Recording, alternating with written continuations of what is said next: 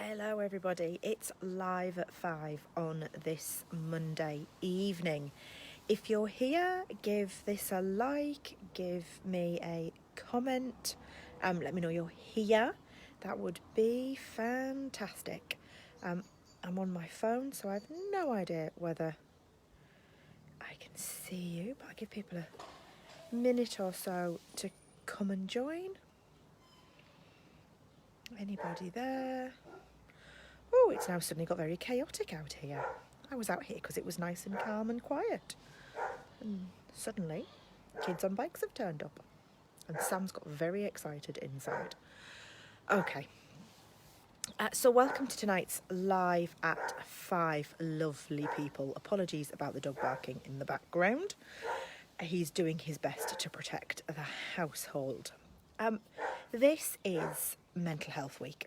And I kind of just wanted to check in with everybody as well, because I know so many of you have been probably busier than you've ever been. I know lots of you have had your workloads feel like they've increased. You certainly haven't been stopping. You certainly haven't been chilling out at home and doing nothing. You've been really busy trying to keep in touch with all of your staff, keep in touch with the students, making phone calls, checking in on everybody. You've been trying to do assessments and meetings online. You've been Zoomed, Teamed, whatever, probably to the point of exhaustion. And I get it. I've been doing the same thing, and it's flipping tiring to get to this point. And in the role that we do, in the work that we do, when we're working to protect children and young people, we're working closely with our staff, it's really, really easy to forget about us. It's really easy to slip into, but I've just got to do this, I've just got to do that, just got to do that next, and then I can do such and such, and then I'll do such and such. And we kind of forget about where we sit in all of this. So for this Live at 5, Mental Health Week, I'm not going to talk about all of the different things that you can do. Lots of you are mental health first aiders anyway. Lots of you have done mental health first aid training and are probably already doing lots and lots of things for other people. But I really want to just come on and talk about 3 things that you can do right now. And there's a reason I'm sat here rather than in my office with my lovely background. I'm sat here because this is my garden. And here, particularly in the summer months, spring and summer months, I find this a place I really can relax. I love being out here on a morning with a cup of tea. Really like being out here on a weekend with a cup of coffee and a smoked salmon cream cheese bagel. Bit of a Saturday, Sunday treat. But I like being out here after work. I work from home anyway, so lockdown hasn't been too different for me. But this is a place I can find some kind of peace, generally speaking. It's generally a place I can do a little bit of recharging. So the first thing I want you to think about is find something somewhere that calms you. We're all really busy. We're all running around trying to do 101 things, probably more so than we would do outside of lockdown. But the first thing I want you to do is find somewhere, something that calms you. Whether it's sitting in the garden after you get home from work or after you've finished a day's work, whether it's actually finishing a day's work, whether it's that cup of coffee on a morning, sat somewhere quietly before the children get up or before your partner gets up. Maybe it's that early morning dog walk that just sets you up or chills you out in the evening.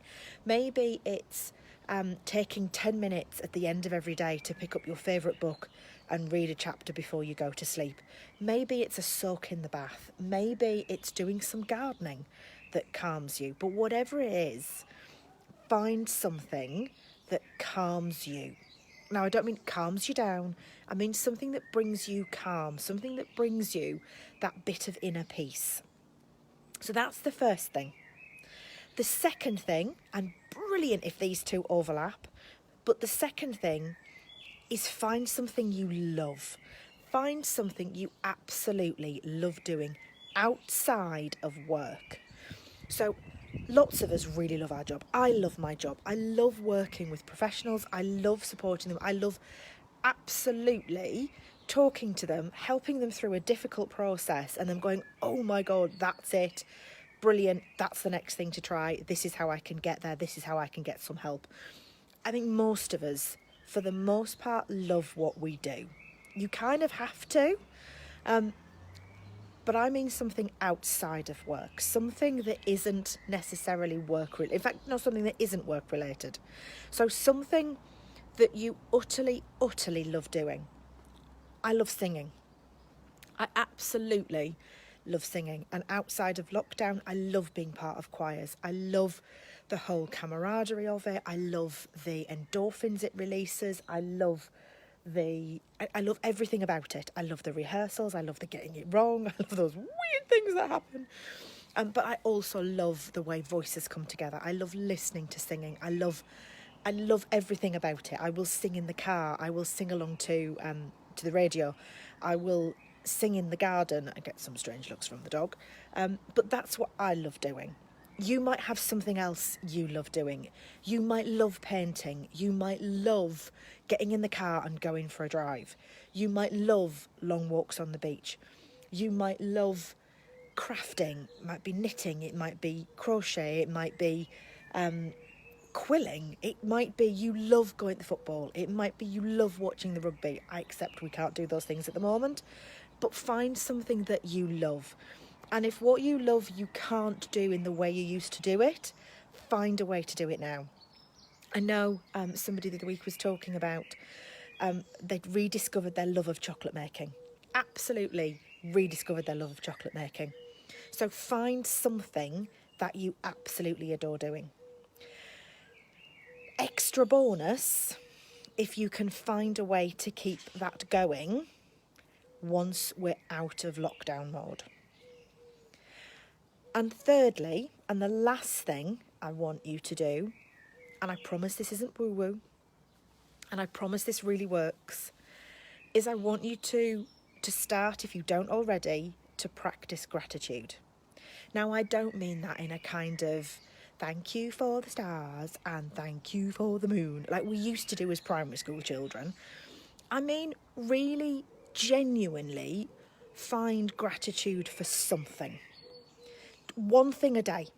Start with one thing a day that you are really, really grateful for. Maybe it's that early morning cuppa. Maybe it's that your partner's made tea. Maybe you're really grateful for the fact that you're able to keep a roof over your head at the moment. Maybe you're really grateful for the car starting. Maybe you're really grateful that every traffic light was green. Maybe you're really grateful that you've seen your neighbour and been able to have a conversation. Maybe it's that you came downstairs after work and your favourite TV programme was on and you had time to watch it. It could be something completely different, but find something that you can be genuinely really grateful for every day. And do it every day. Even if you don't say it out loud, maybe at some point, either first thing in the morning or last thing at night before you go to bed, as you close your eyes, think about something you're really, really grateful for. And the reason I say to practice gratitude, and the reason I say to do all of this, is that when we think that, or when we're doing something we love, when we're doing something that calms us, when we're practicing gratitude, it does something to us internally. And I don't know why it works. I don't know how it works. It just works. So find it helps us to stay rooted. It helps us to get through those really difficult times. And maybe you've got a family that you're really, really worried about right now. Maybe you've been ringing and ringing and ringing and you're starting to get sleepless nights about it. None of those three things are going to fix that problem. However, what they can do is help you think more clearly and help get you to a position whereby you can think through different processes in a much more coherent way. And you can start to think of other ways that you can engage the family or that you can take action to support that family. When we're stuck in this whirl of busy, busy, busy, busy, busy, it's really, really hard to see out of that tornado of thought. Doing those 3 things consistently will massively help you to stay focused, to think about those little solutions that otherwise you would not have had headspace for. So I urge you, this week, find something that calms you, find something that you love, and start practicing gratitude. And until next week, I'll see you later.